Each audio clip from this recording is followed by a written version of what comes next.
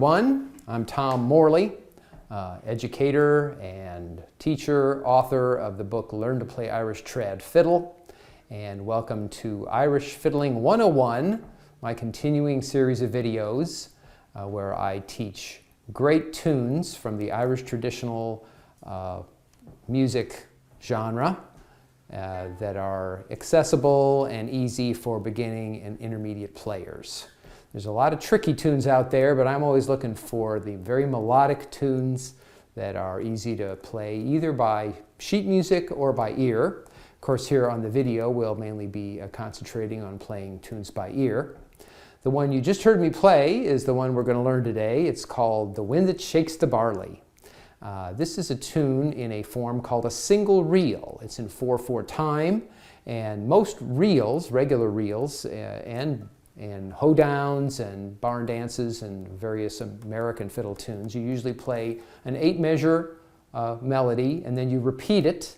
Then you have a second 8-measure melody and you repeat that. So when all together you wind up with 32 measures of music. But single reels come from the Irish tradition, and these are tunes that are kind of pretty repetitive in their own right within just a few measures. And so they do not repeat. You play the entire melody, it's just 16 measures, and it's finished. There's an 8-measure A section, but no repeat, an 8-measure B section, no repeat. But like I said, they're pretty repetitive within themselves, and I'm thinking that, I don't know the exact origin of tunes that are single reels as opposed to double reels where you do all those repeats. But maybe fiddle players, flute players, other Irish trad players over the centuries would come up with these melodies and say, well, you know, that's kind of repetitive right away, so there's no sense in doing that twice. We'll just play that melody once around. Even though we're only going to play each part of the melody once, because of that repetitive element of these tunes, I think you'll be able to pick it up pretty quickly. The Wind That Shakes the Barley has a great history. There's that is a very evocative. You can certainly imagine that exact scene in your head, a big field of barley and the wind blowing through it. But in the Irish history, the term often is used in a political sense. And there's another melody that's different than this fiddle tune, which is also called The Wind That Shakes the Barley, and it has lyrics, and it's a quite politically charged story about a boy who goes off to war and is mowed down, so in this instance the wind that shakes the barley takes on a completely different meaning. Luckily, us fiddle players have no lyrics and no words we have to sing, so this tune is very happy. It's in the key of D major, if you want to think of that D major scale with a F sharp and C sharp.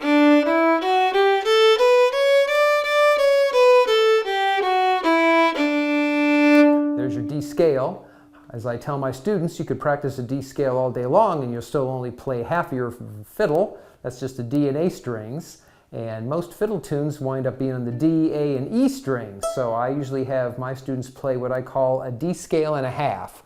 So we're going to play the D scale, go on up on the E string with E, F sharp, G natural, that's an important note to remember, low second, even in the key of D, then A and B, pinky. We're going to need all those notes in the B section of Wind That Shakes the Barley. So let's play that D scale and a half, why don't we?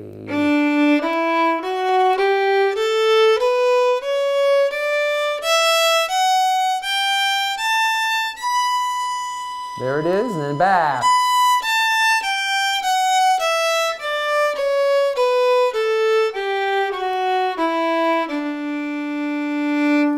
So, there you go. It's a good thing to warm up on that scale and a half. Now we've played every note that we might need in this tune.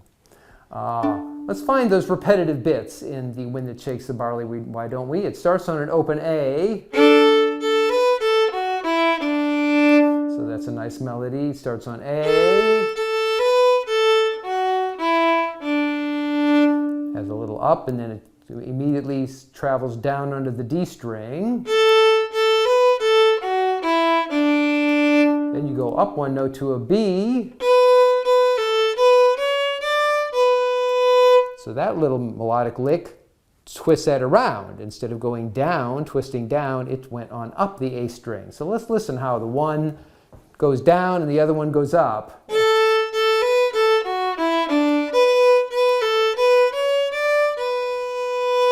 So once you get that in your mind, I think those are the very first two measures of the tune. Third measure is the same as the first measure, almost.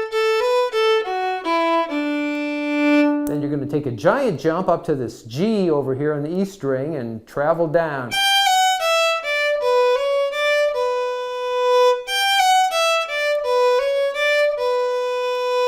So this tune, you can really hear little snippets that go upwards, and then the next snippet goes down kind of as an answer. So you might almost think of these melodies that I'm playing, each measure, as a one-measure question and a one-minute measure answer. Let's listen to that question.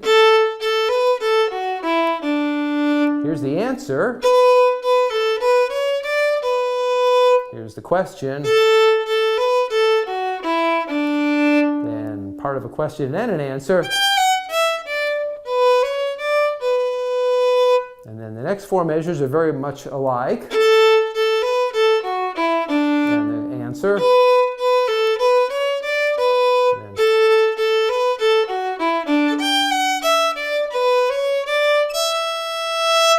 All right, so there's the first 8 measures of the tune. Like I said, we aren't going to repeat those, so you need to get those in your head pretty quickly. But I think you can hear the question and answer bit of this. One question goes down, the next question, the answer goes upwards in the melody. So here's the first 8 measures. Again, I'm going to play them without stopping. Let's see if you can hear that happen. 1, 2, ready, play.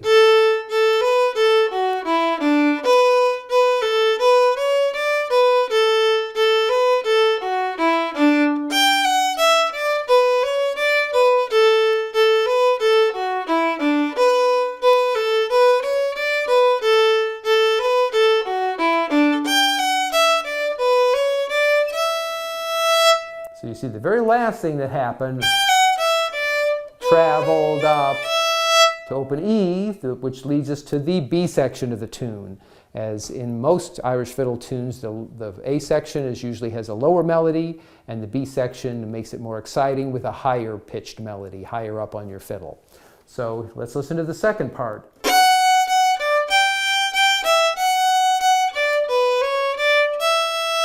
So there's a nice little melody with 1, 1, 3. A little thirds, descending thirds melody.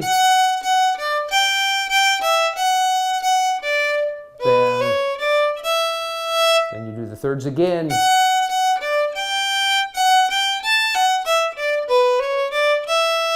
Then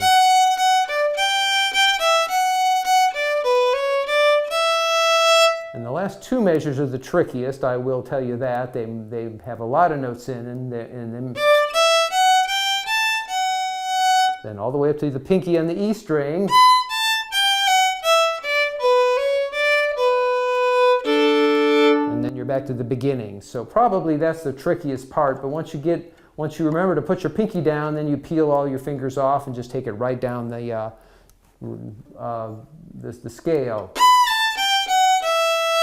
You just do that right away. So let's listen to that B section again. It's not so much of the question and answer like the A section, but I think you'll get it after you do it a few times. Very repetitive on the.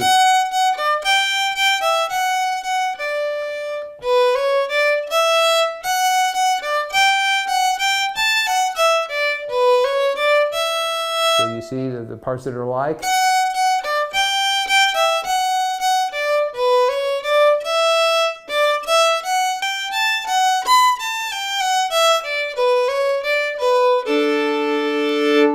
So I'll play it slowly a few times here, and I think you'll start getting the habit of it there.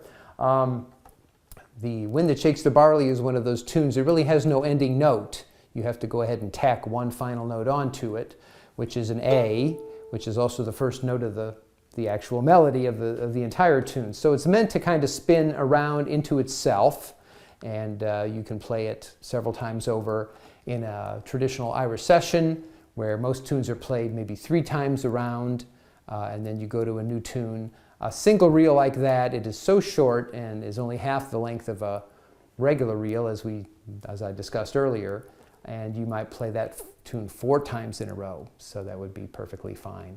But the last note of the tune immediately takes you back into the first note, and you finally have to play the first note one last time and just hold it, and then you know you're done with the tune. So here we go. I'm going to play the tune nice and slow one time, and then we'll speed it up a little on the second time around. The Wind That Shakes the Barley, key of D, single reel. 1, 2, 3, 4.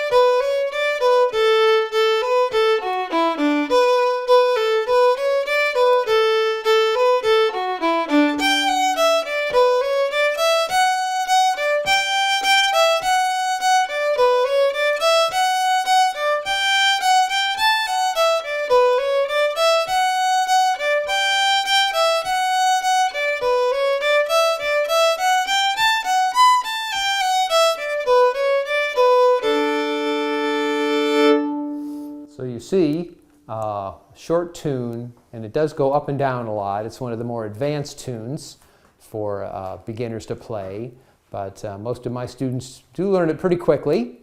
This is a good tune to learn to put a grace note in. When an Irish fiddler has the same note twice in a row, in this tune the B happens 2 times in a row, they often throw in a grace note, which is, for this particular section, is a 3rd finger.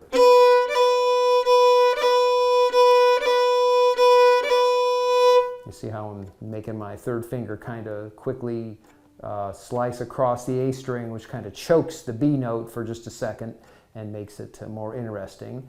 I put it in between those 2 B's right here. It makes a more interesting thing happen than the 2 B's in a row.